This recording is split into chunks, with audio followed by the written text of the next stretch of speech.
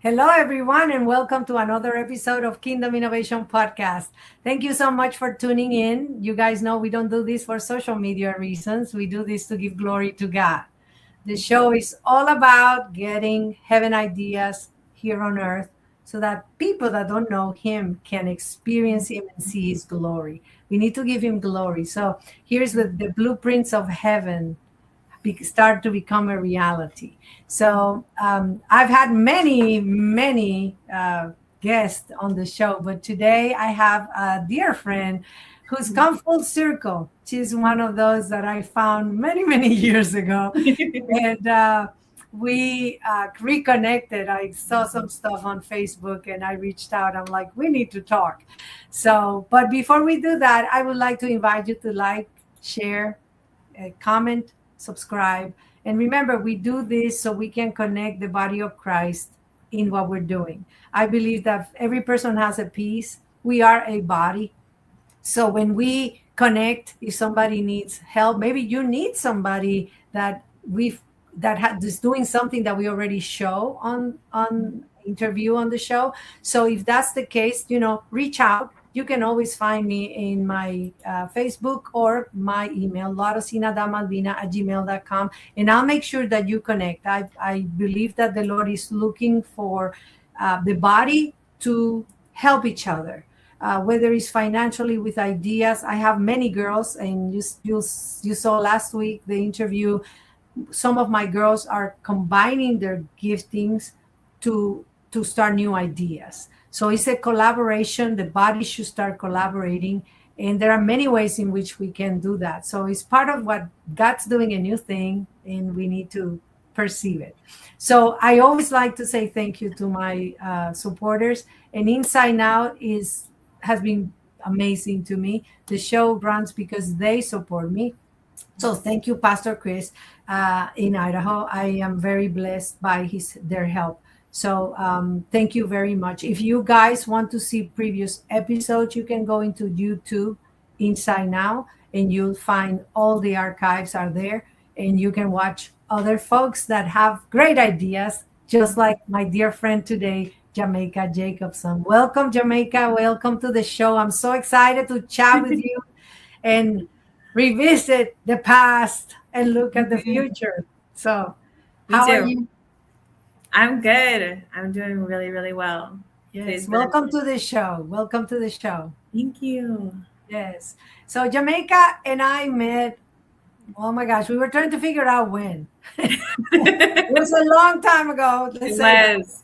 Yes, Yes. and I remember talking jewelry.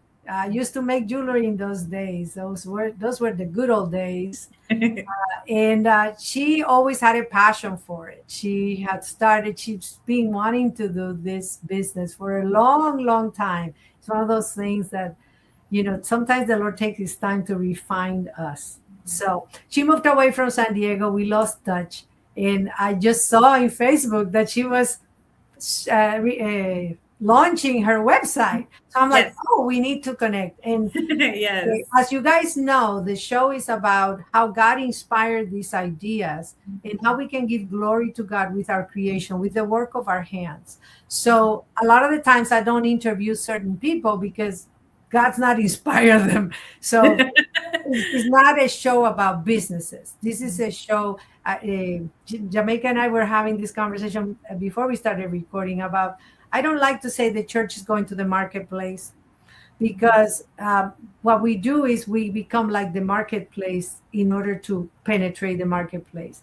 I believe we are kingdom people. That's why I call it kingdom innovation. We are people that are creating heavenly blueprints, heavenly ideas, things inspired by ideas that God gave us. So if we're going to look like the world, we're telling the Lord that He is like the world, but He's not. So I know she has had this vision for a long time. So, Jamaica, talk to us about where you've been, how this all came about, what inspires you, what is your passion, so that people can get to know you.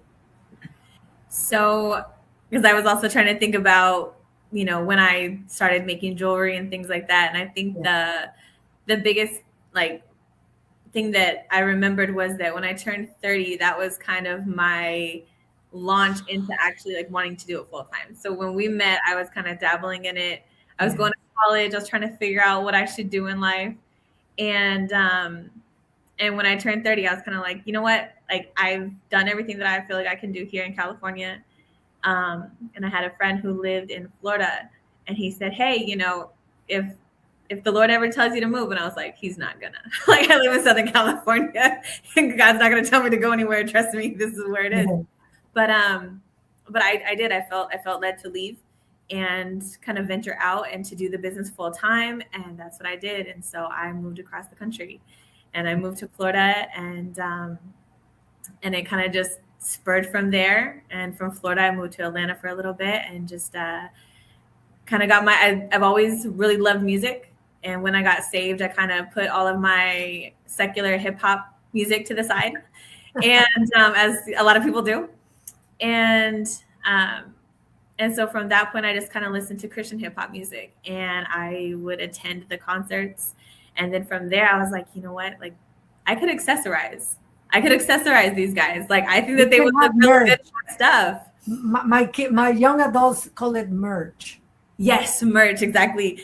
And for a lot of people, when you would go to concerts, you would just have like a hoodie or a shirt or, you know, maybe a beanie or a scully, depending on what part of the country you're in. But nobody did jewelry. And a lot of guys didn't wear jewelry in Christian hip hop and things like that. And so I kind of was the forerunner with that. And I just started attending concerts as the person who did jewelry. And that was, you know, for a few years, that was where I really got known in that realm of Christian hip hop and having jewelry there and things like that. And so that's where I lived for a few years in my 30s and just loved doing it. I was surrounded by amazing artists and amazing people. And it was really amazing because I went from not having any experience in making jewelry at all to being this person who is well known in this particular niche. And it was really amazing to see what God did with just like literally a mustard seed of faith, because I don't know too many people who are like, yep, I'm going to move across the country and I'm going to bring like what I can pack. Yes. And that's about it. And that's what I did. And I'm grateful that I took the leap. I'm grateful that God kept me. And Yes. Can I ask you if was there anything specific that inspires you, or at the beginning or now?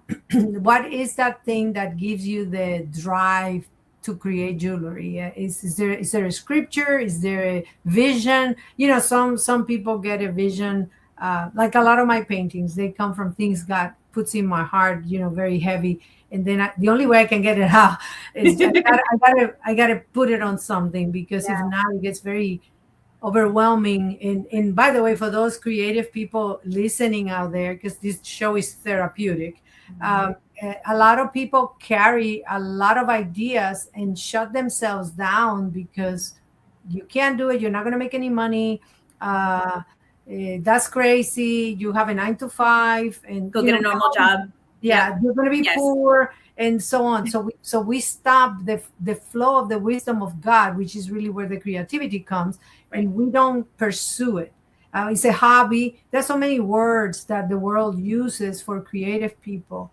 And to me, is one of the huge callings in my life is, can I revive? It's a renaissance that we need of creative people that can not do it for humanism or for human efforts, but for God. So I want to ask you, is there anything that inspired you or drove you? You've always been creative. I know you. I mean, people that are on the show have to be. You know, we're all creative, but there are some of us that are called to be craftsmen or artisans, because that's how we express ourselves, and there's no other way. So what would you say is that thing that drives you, inspires you? Is it the gems? Is it the smell? Some people, my son is like, he cooks because he smells things. I don't know. So what is it? You know, it's so weird because I feel like over the years I've still been trying to get a handle on like what that is. And I don't necessarily know if it's like the jewelry itself. I just feel like the way that I communicate to other people is through the jewelry. So like for me, whenever I go, I used to be a vendor a lot. I used to travel a lot and to be around other people. And I love to encourage. That is my I just love it. It feels natural. It's something that I really enjoy. And I know that some of the things that you just said, actually, like, stick with a 9 to 5. Like, you can't get any money off of this. Like, those are lies that I used to believe. Sometimes they still kind of creep up. Yep. But when I would be a vendor, you attract other artists, yes, other people who are creative. yes. And so my biggest thing was I wanted to encourage them. Yes. They probably, like, most of the time when I would talk to them, they weren't encouraged by anybody else. Yes. They didn't, like, their family wasn't on board. Their friends weren't on board. And so that was a really great opportunity for me to speak life into their vision that God gave them already. So it was kind of a very, like, I felt like jewelry was like the way that I got to do that. So it's more of a tool to open doors and give you access to people which are really your the thing that energizes you. Yes. You know, one thing that I must say, for me as a very creative person, I'm like you. I love people, but being surrounded by people that create is the greatest delight. So amazing. It's so energetic. The juices start flowing. Like we were talking, I'm writing myself notes here. Even if it's just a simple conversation, but it's in people's heart when it comes to creativity. And also biblically, God really treated the artisans in a special way. They were the first ones baptized in the Spirit. And even when they went to Babylon, he only took the tribe of Judah, the priest, and the artist, because he knows he had to do. Yeah, in the book of Jeremiah, you can read that. I don't have the chapter, but you can Google. But you know, the Lord always knew I got to protect the artist because God builds the spirit of understanding, and I can do a whole teaching on this. I love talking about creativity. Is the spirit of understanding is the spirit of bana, which is the same word as building. So a lot of times, if you don't have that, you're going to continue doing the same thing every day with no creative flow. So God stays here, and it's good for a minute, and it may be a revelation. That's one of the things that creative people do. This is my product, and marketing people are going to tell you, well, you know, you can, it's a new brand, and God's like, I'm brand plus. Right. And then that push becomes a tension to release another level of heaven.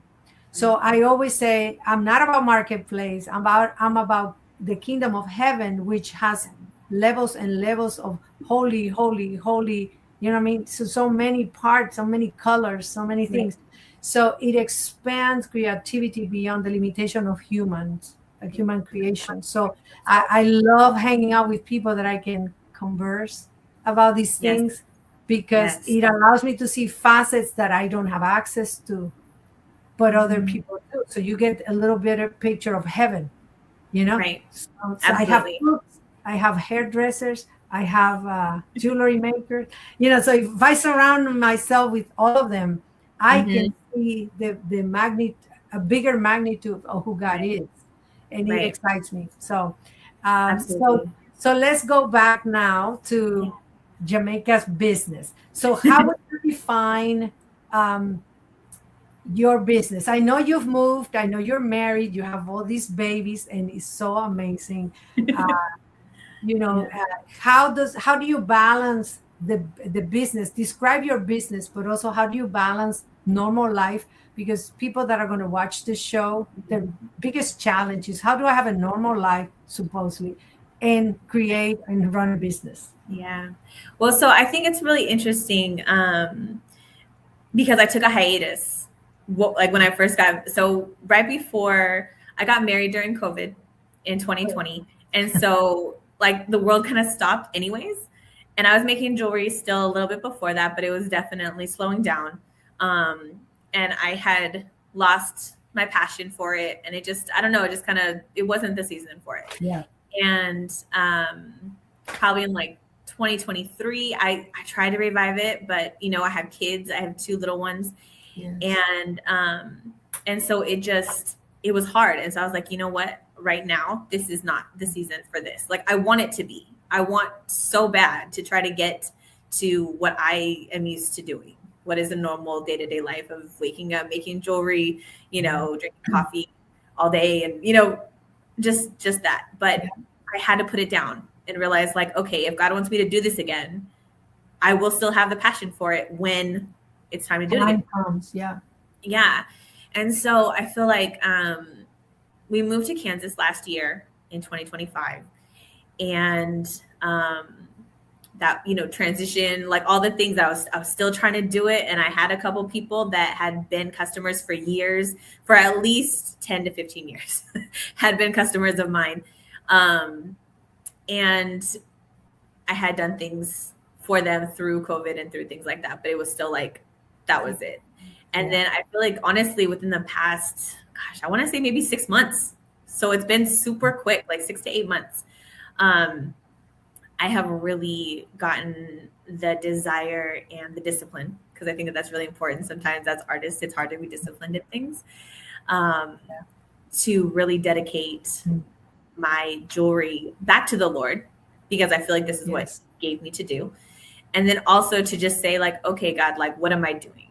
Like, are we doing this still? Am I raising kids and that's what you called me to do and that's it? Or am I also adding a second layer, with jewelry again? And so I felt like our space that we have, we just moved here a few months ago, and we have a basement.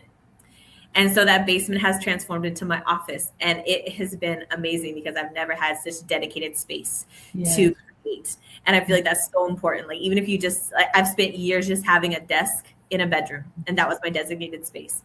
And I feel like with this area that I have, I'm like, wow, God, like, okay, like you've enlarged my territory, literally and physically. And now it's like, okay, let's go ahead and do this. And so that's kind of, I have this space. So that basement is your sanctuary. And you know what's amazing too is that, like, it's a sanctuary in so many different ways. So it is the place where I make jewelry, but it's also a place where I can praise the Lord and pray and do, and it's a great space. Like, I'm so grateful all the time for this. I love it. And so for a life that's kind of like normalized, I feel like I just kind of, I have a few hours during the day where my kids go to school. They're both in preschool. And so that's the time that I am trying my best. And I think one of the things is a lot of time people try to compartmentalize their lives. I used to train people in the creativity, and I used to tell them, carry a notebook with you, because like I said, I'm doing the interview and I'm writing myself notes here on the side, because a lot of the time the creative flow cannot be contained. And I hate to use your interview to do this, but whoever's listening needs to hear this. We try to compartmentalize. Okay, I'm going to pray and create in between when the kids are in preschool. And I was a mom once, and I know what that's like. It's like, but one of the things that ended up happening is that my kids incorporated into the creative flow. They actually helped me release creativity I didn't have, because they didn't have the traumas I had or the words spoken over me. So, a lot of time I tell people, carry around something where you can keep notes, because ideas start falling whenever. Maybe you're in a land. Sometimes the land affects us. Sometimes it's the company you're with. Sometimes it's the smells. To me, smells trigger me, and I just, whoa, I can't. Maybe food makes me happy, so then I get more ideas.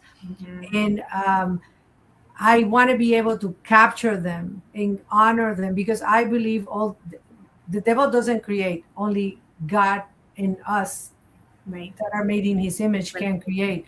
So if those ideas are coming down, they may not be exactly what it should be, but they should be honored and captured. And a lot of the time yeah, I'll think about that later. Well, I'm busy now cooking, la la la. And and lately what I do is I'll record myself if I can't get to a pen. Yes. Yeah, Yes. No, capture that's mhm. this color, that thing, and it has a wing somewhere, and I capture it. Same with dreams and visions have become really a huge tool for me. But I want to encourage people to honor the flow and not wait for that sanctuary place that we wanted to be there. And sometimes I'm in here and nothing happens. Cricket. Yes, that's actually what I was gonna say next too, because sometimes I'll sit down and I'll be at my desk and I'm like, okay, like I spent time with the Lord, or sometimes like, I didn't that day or whatever, but it's sometimes it feels forced. Yes. And so I like the opportunity that I get to have time to create, but a lot of times that's not what happens. It's like when I take it, I usually actually get a lot of ideas for things when I drive. Yes. And so mine is the shower. When it's funny because I used to be an Uber driver. Yeah. And so, and I love long trips, like long drives, because we live about 2 hours south of Kansas City. Yeah. And so every once in a while I'll go up to Kansas City. I did all last summer. I was a vendor there. Mm-hmm. So it's like my quiet time and my thinking time. And just, it was always amazing how many ideas I got. And then you're around creative spaces and people. And so, I would drive past, I remember I was going to lunch with one of my friends in Kansas City and I saw this guy and he had the coolest outfit.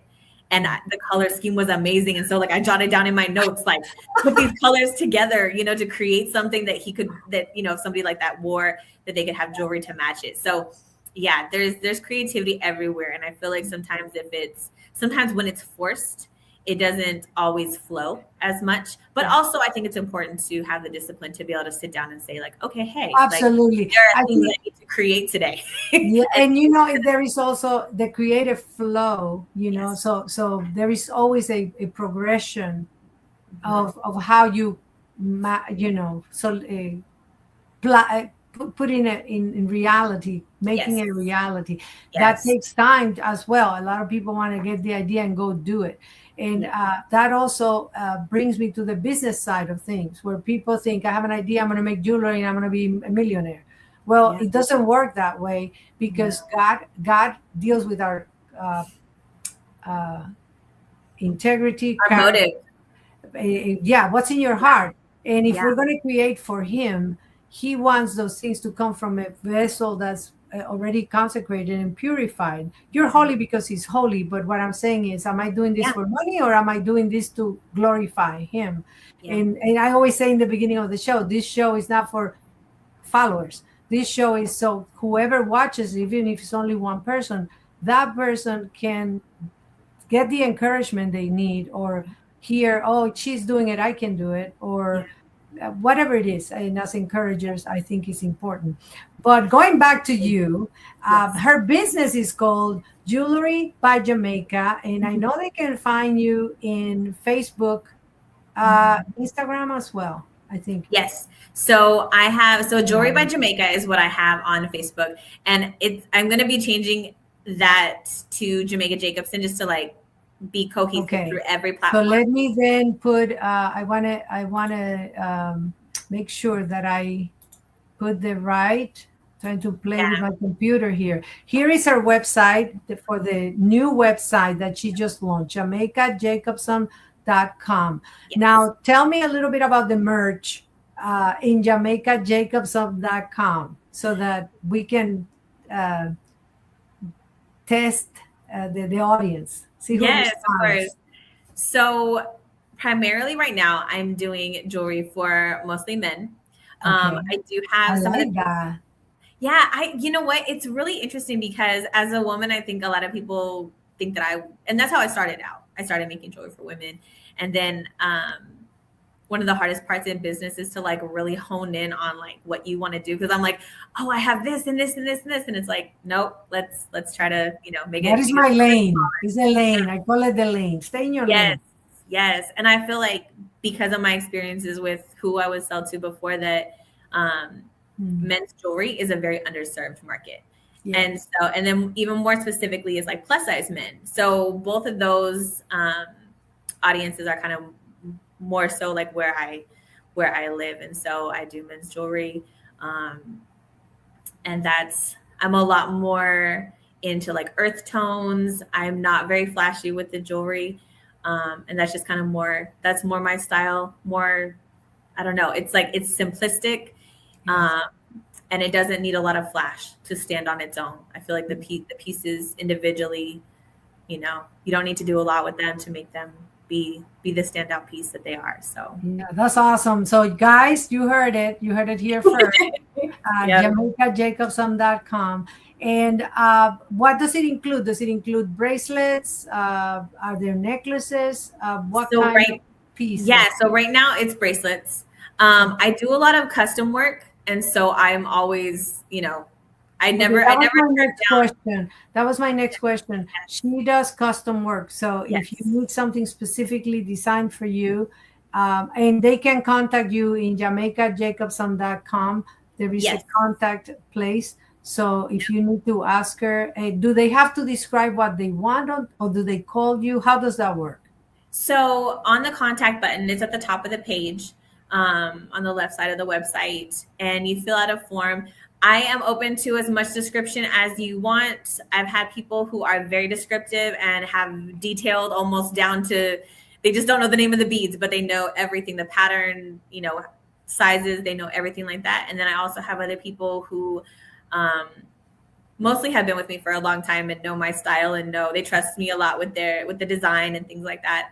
I very much like to make sure that we're on the same page. So a lot of times it is a lot of back and forth. Yes.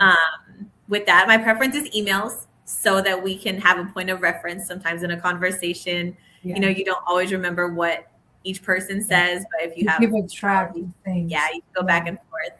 And so in the contact form, you can put as much as you want, put the least amount of things, and custom work is my favorite. I've done a lot of wholesale jewelry also in the past. I've done stuff for musicians, for clothing brands and things like that. So that's in my back pocket of, experience level. But right now on the website, I'm focusing on 5 pieces of jewelry. They're bracelets. Bracelets are my favorite thing to wear besides earrings. But I wanted to focus on men, so I decided to hone. Would you still design for ladies, I assume? I do, yes, absolutely. I've done stuff for wedding parties, and I've done stuff for and sometimes even when I sell merchandise at my table, women buy it also. So I'm not against having women customers either. I just always like to let people know, because sometimes men will come up to my table and they're not sure. Yeah. They think that like because a woman comes up to my table that, she's and she's making jewelry, it's going to be just for women. And so I always like to let them know, hey, you guys are actually my, my target market. And so, yes. So So talk to me about really what is your number one inspiration? What would you say is the number one thing that you say, that's what makes me, what is it? What is that thing that makes you tick? So I think at the end of the day, my whole thing is I want to be able to help other people, help other men feel confident in what they wear. And I know that for me, like I'm plus size. I've been plus size for a while. And I know that finding jewelry that fits you is you live in a one size fits all type of world sometimes. And so, you go on Amazon, you go on Etsy, you go to any of these other places, and sometimes they show you what sizes they have and other times they don't. And so it's like this generic thing, and you purchase it and you're like, oh, great, it doesn't fit me. That's wonderful. Let me go return it. And so I really try to cater to people. And this kind of goes in the undersized too, because there's an average size for people with jewelry. And a lot of people don't know that. But then there's men and women who have smaller wrists who are also underserved. That's my issue. Yes. And then there's people who have larger wrists and they're also underserved as well. And so I feel like having the knowledge and creating for so many years, I have really tried to make it my desire to be the best that I can be with learning about people's sizes and teaching them also to what size they wear, what bracelets they wear. And one of my favorite things is when I would had my table set up at shows, is I had a business card that on the back of it had their sizes.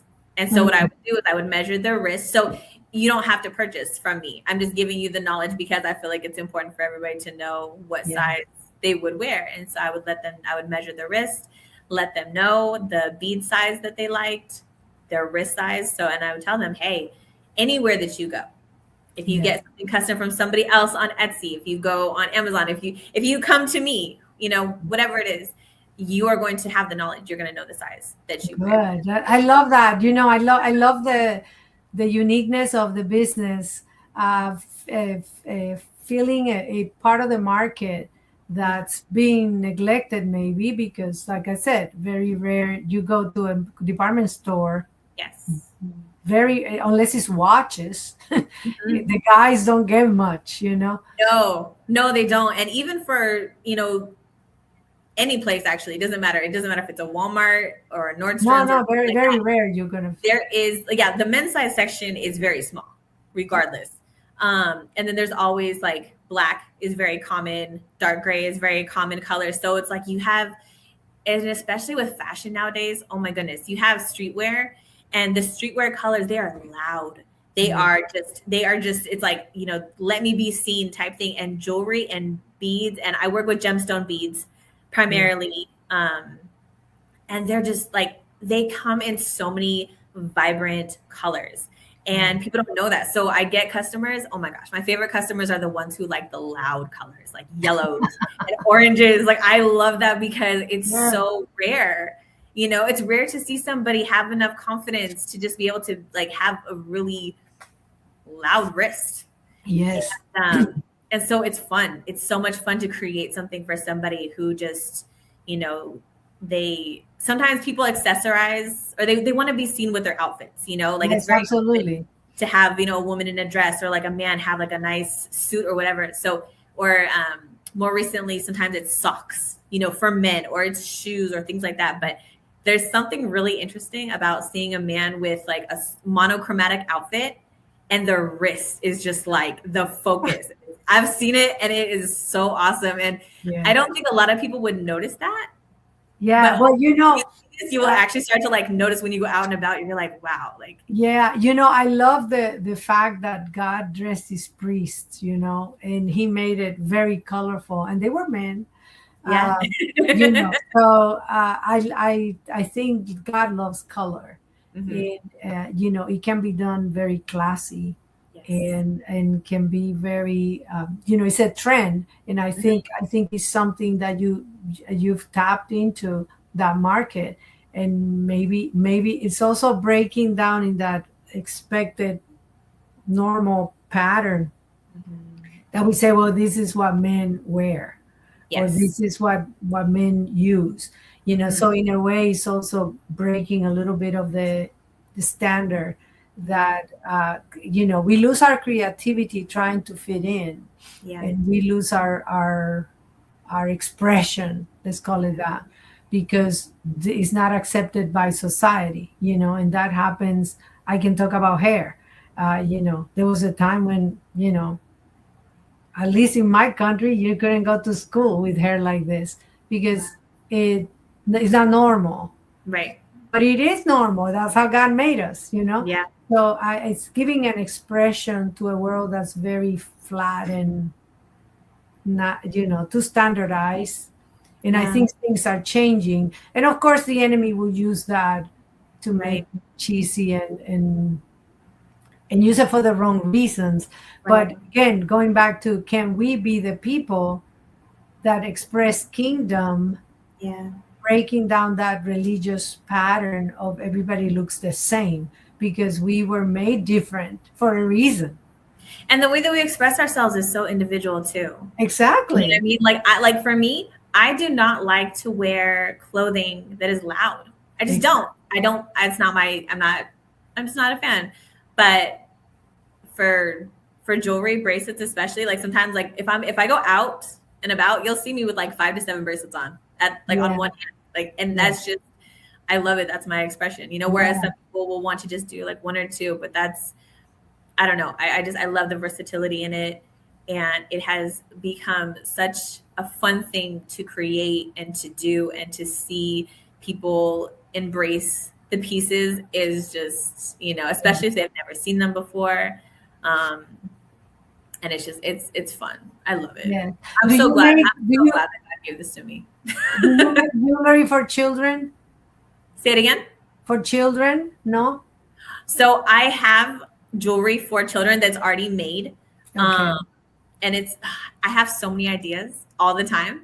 And so I feel like I need to start with like one thing, and then God's like, okay, like you got that. Okay, then, but I definitely have bracelets, especially with my kids. My kids are in, some of them, sometimes they like to wear jewelry, sometimes they don't, but they all have bracelets in their sizes that they wear.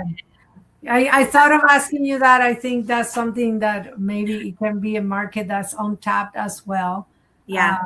No, it's definitely an idea. It's definitely been I've been wanting to do like a father-son line. Yeah. Yeah.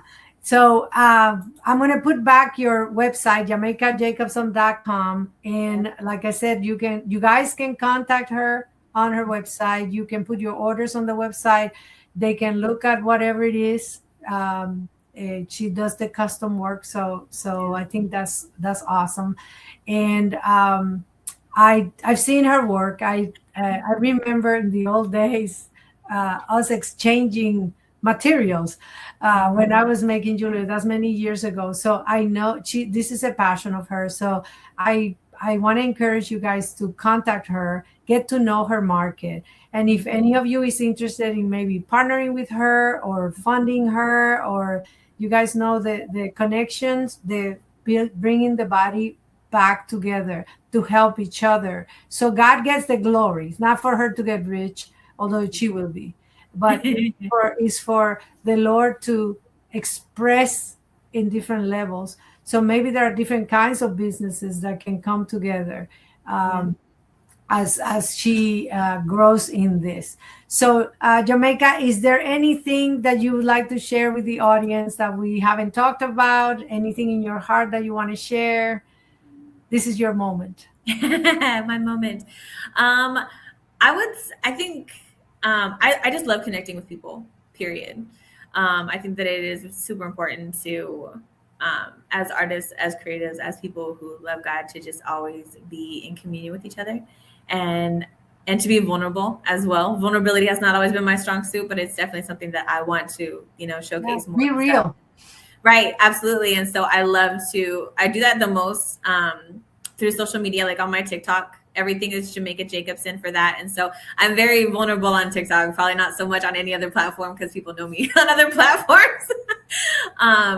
But no, I would love to just connect with people. And so, everything is Jamaica Jacobson across all platforms. And it doesn't have to be about the jewelry. Like a lot of my stuff that I talk about, sometimes it's, having a bad day just in general, like in life, and just kind of wanting to like give up. And sometimes it's about my kids, and sometimes it's about work-life balance. And so it's like, it's all over the place, but it's honest and it's real life.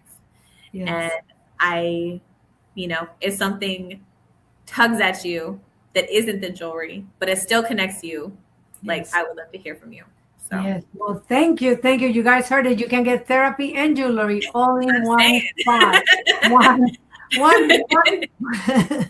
One station. So I want to thank you, Jamaica, for making the time, reconnecting, and this is really exciting. I'm excited. I pray that your business is blessed, that it prospers, and I know it's been a passion of yours for many, many years. So I believe the Lord is moving really in a new way in this season, and maybe this is it. This is the moment we've all been waiting for. So I want to thank you for making the time, for being vulnerable and sharing.